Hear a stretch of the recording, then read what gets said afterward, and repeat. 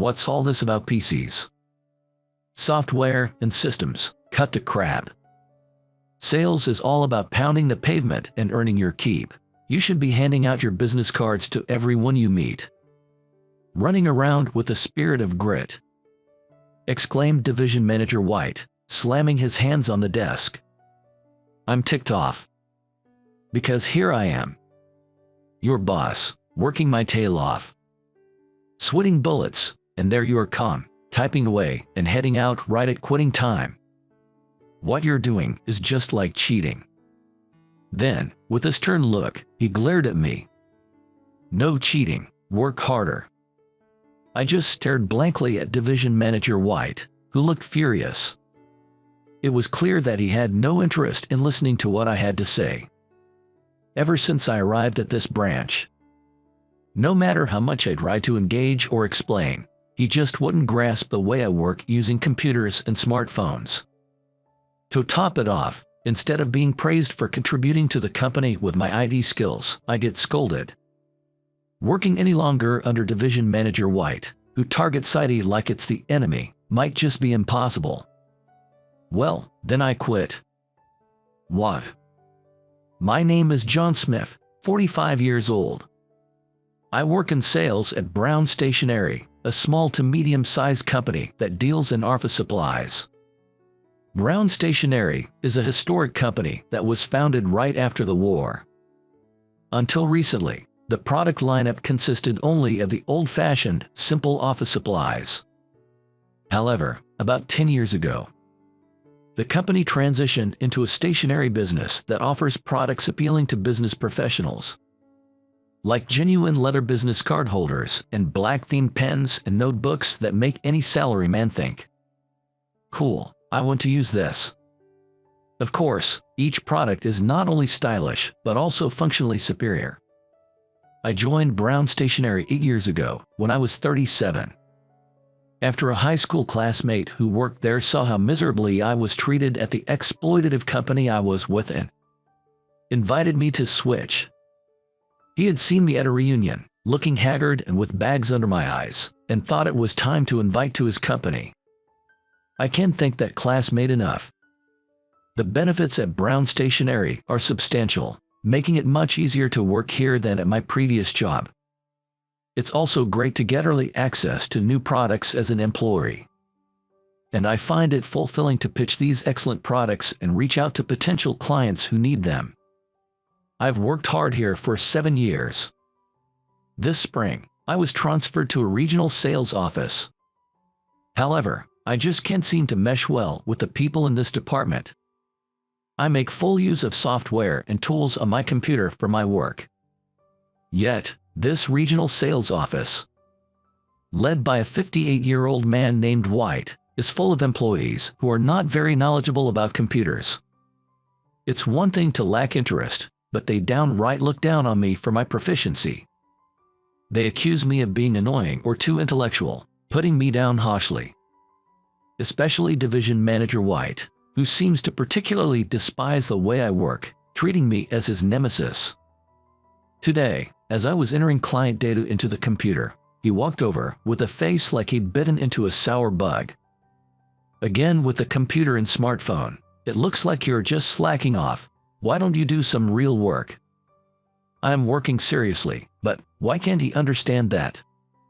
I stopped typing and, once again, repeated the explanation I've given countless times since coming to this branch. I am working. I'm compiling customer data. There's this handy software for managing clients. What's with this data and software? Always making excuses. You're not some elite grad, yet you always talk like you're so smart. This is the usual tone. He never really listens to what I say. Even the other sales staff, they ignore me when White picks on me. Some even seem to encourage him to give me a harder time. While thinking this is a troublesome situation, I silently continue my data entry. When that's done, while everyone else sticks to phone calls or goes out for door-to-door sales, I efficiently use the internet and social media to gather information and find potential clients. I've created a tool that automatically searches and collects potential business contacts who might forge a good relationship with Brown Stationery. and I send emails to the list it generates.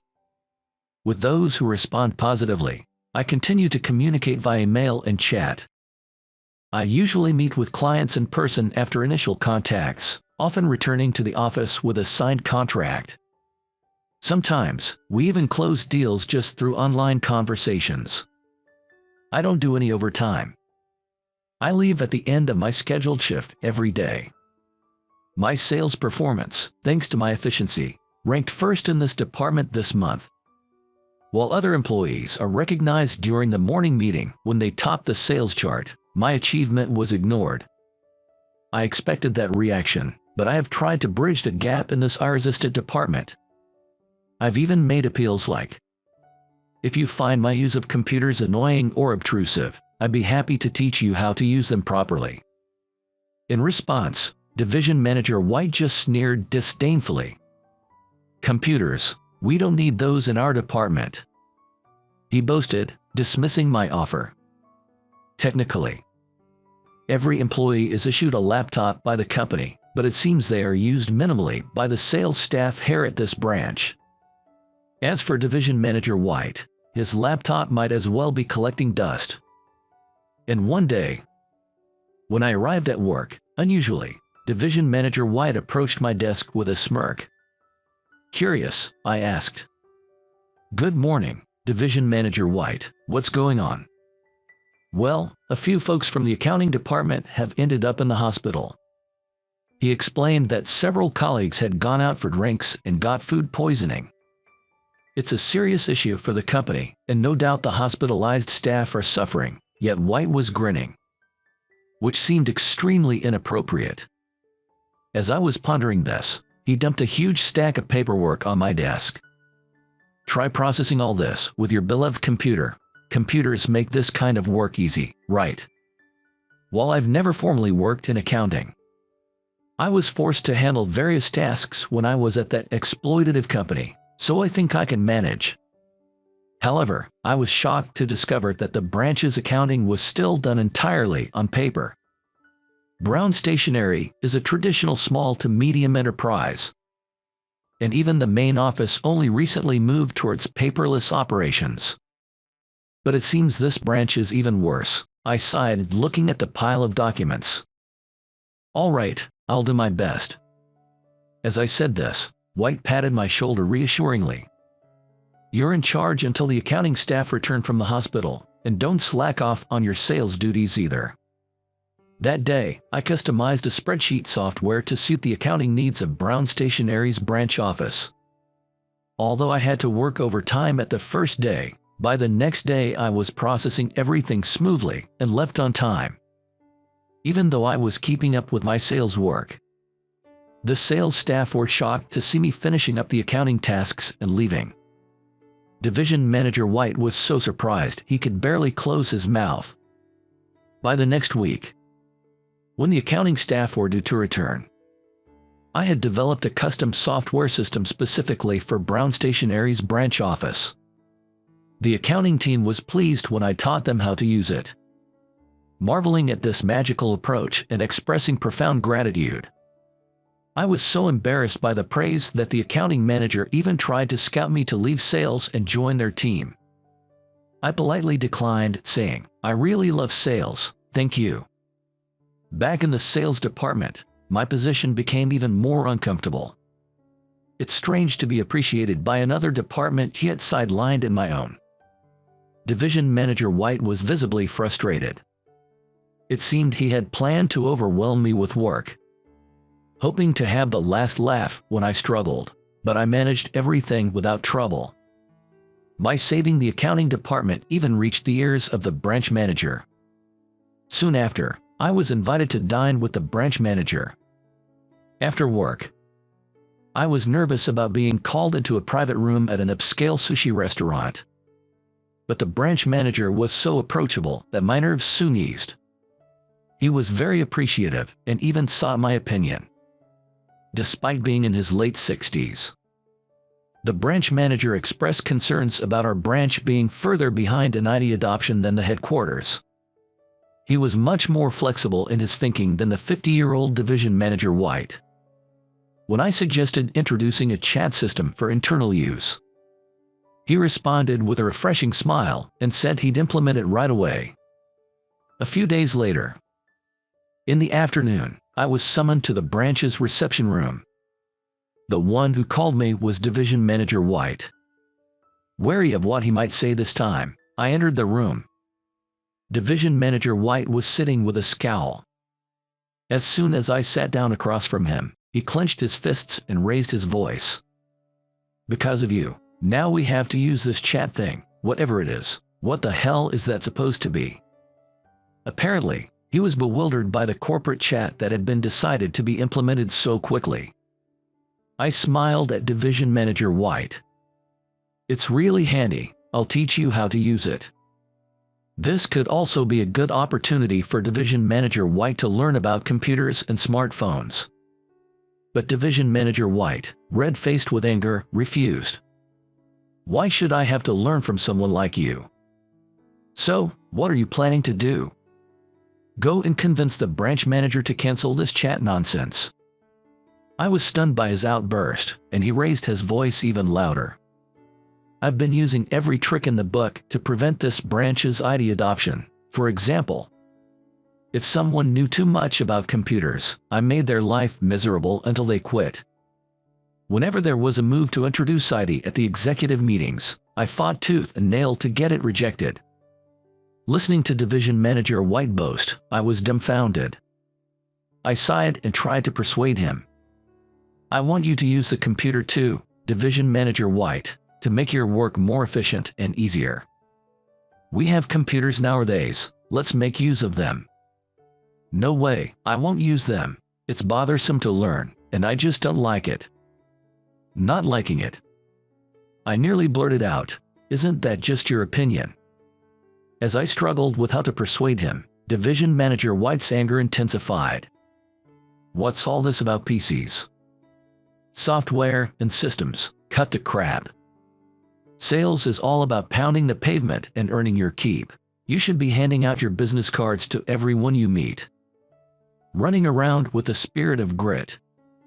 He spoke like a coach from an old sports movie and slammed his hands on the desk. "It infuriates me that I, your boss, am working up a sweat while you, my subordinate, sit coolly typing away and leave right on time. What you're doing is just like cheating." Then, with a stern look, he glared at me. "Don't cheat, work harder." I just gazed blankly at Division Manager White, whose expression was furious. He had no interest in listening to what I had to say. Since arriving at this branch, no matter how much I tried to explain or bridge the gap, he just wouldn't understand my way of working using computers and smartphones. To make matters worse, instead of being praised for contributing to the company with my IT skills, I get scolded. Working any longer under Division Manager White, who treats IT as the enemy, might just be impossible. Well then, I quit.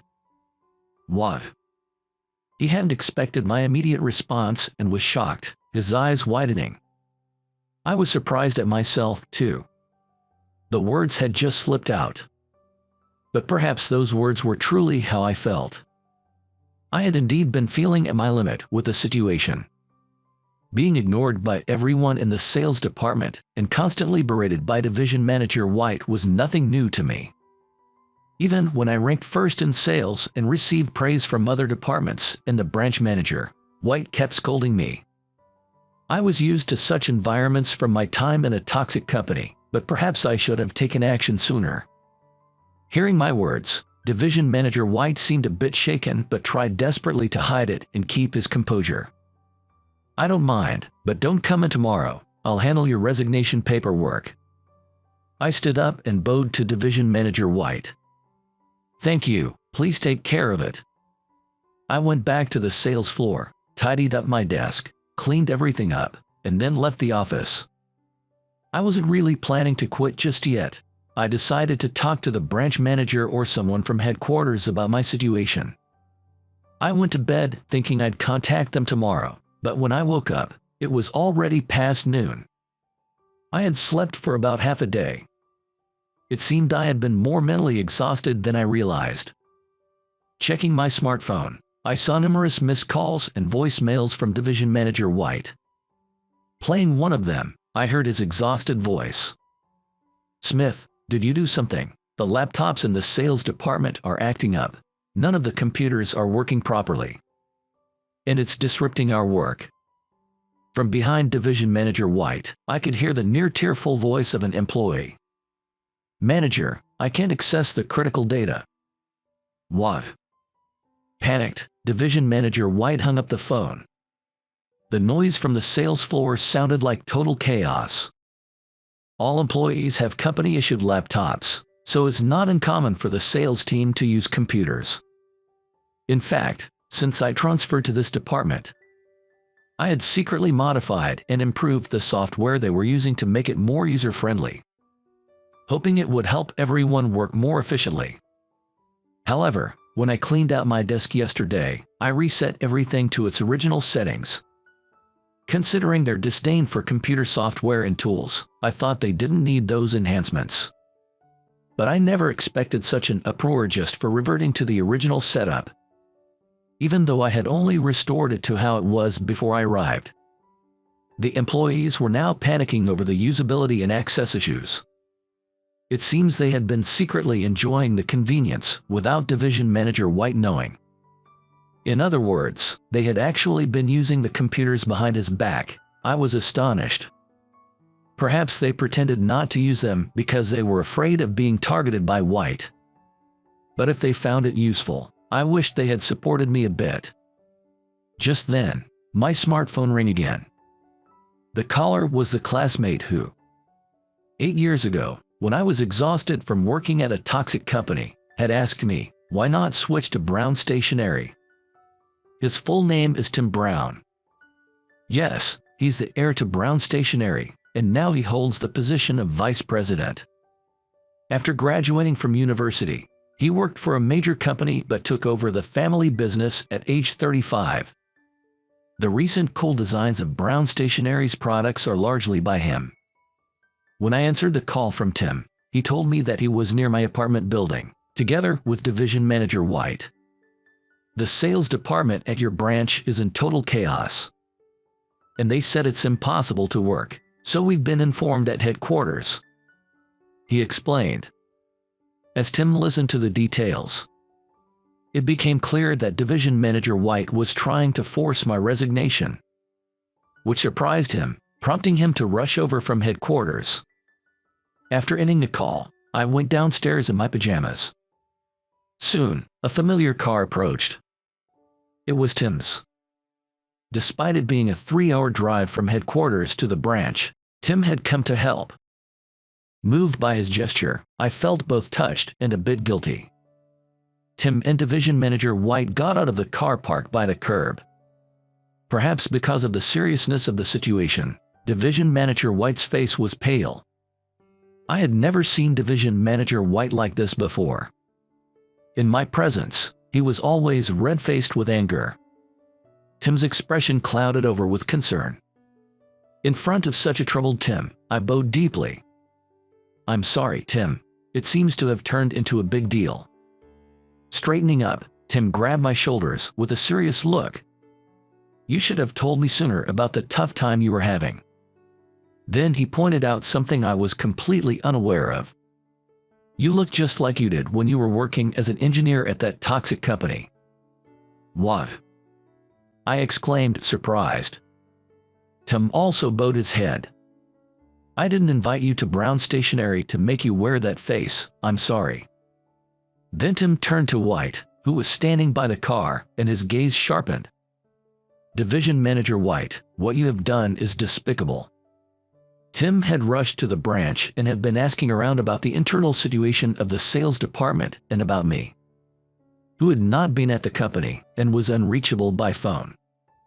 Employees from departments like accounting told us that Division Manager White, notorious for his dislike of computers, had been particularly harsh on me because I am proficient with computers and I-related tasks.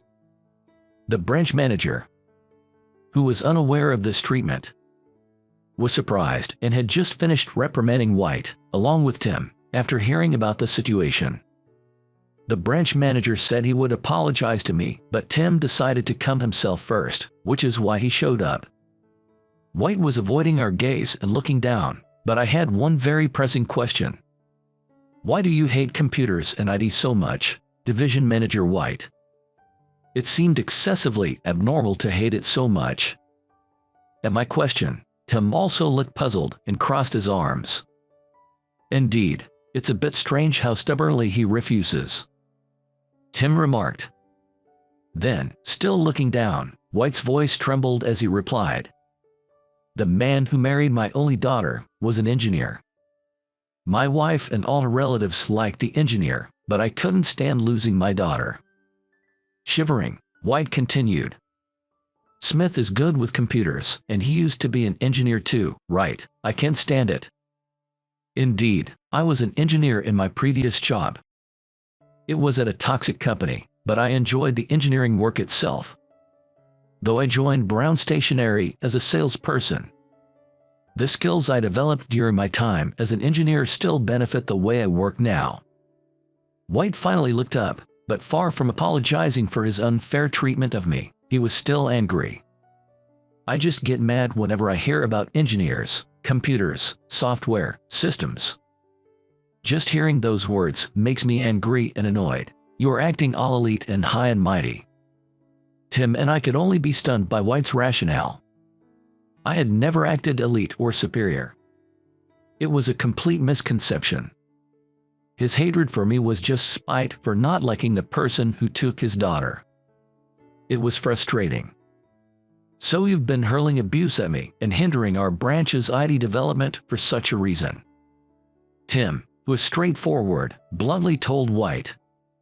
You're hopeless. That's mixing personal issues with professional responsibilities, Division Manager White. Dim continued with stern words. Being so stubborn is probably why your daughter dislikes you, and maybe why you're not allowed to see your grandchildren. It seemed Tim had hit the mark. Hearing this, White covered his face with his hands and began to cry. He was extremely emotionally unstable. I just can't stand engineers. I wish computers would just disappear from the world. As he burst into tears, passers-by all turned to look at Division Manager White. Tim and I could only sigh and watch his tantrum like crying for a while. Afterward, with Tim's persuasion, it was decided that I would stay on at Brown Stationery. The branch will now seriously advance its IT initiatives. However, White, known for threatening or finding fault with employees skilled in computer use and driving them to resign, was never going to support such IT advancements. He submitted his resignation. Had he not resigned, the company was planning to dismiss him, so his departure was inevitable either way. Thus, the sales department staff, who had previously followed White without objection, now had no choice but to align with the branch's new direction. As for the now-resigned Division Manager White, or rather Mr. White, his current situation is as follows. Trying to find a new job in a similar sales position that requires no computer use is nearly impossible in today's world, especially for someone at his level. Even if he made it to an interview, Mr. White, who can barely use a computer or smartphone and does not want to learn, would be rejected. In the end, Mr. White had no choice but to give up on finding a full-time job again. When I heard this, I thought I might never meet someone as stubborn as Mr. White again. If he had simply learned to use a computer or smartphone, he might have been able to find a job at some company. Now, he is working as a janitor part-time. I found out because an employee from the accounting department at our branch randomly ran into Mr. White while he was cleaning at a shopping mall. While chatting, Mr. White mentioned that he has to use a smartphone to submit his work shifts. So it seems he couldn't escape using some kind of app after all. Still, with no other job options, he endures using the app. As a janitor, Mr. White earns less than half of what he used to make as a manager at Brown Stationery. Due to his stubbornness, his wife got fed up and they are now divorced. His wife has gone to live with their daughter's family, and she is reportedly happy. Having lost both his job and his family, Mr. White is now lonely. Tim recently said he hopes Mr. White will one day get to see his grandchildren again. But I feel like that might be difficult for a while. As for me, I've been transferred to another branch. It was hard to get along with the sales department employees who had followed Mr. White, after all. At the new branch, no one treats me coldly.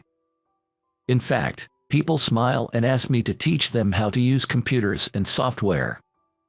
This might be a normal reaction, but after being in such a strange department for a while, it feels refreshing. I had a tough time at the previous branch, but it looks like I'll be able to enjoy my work here.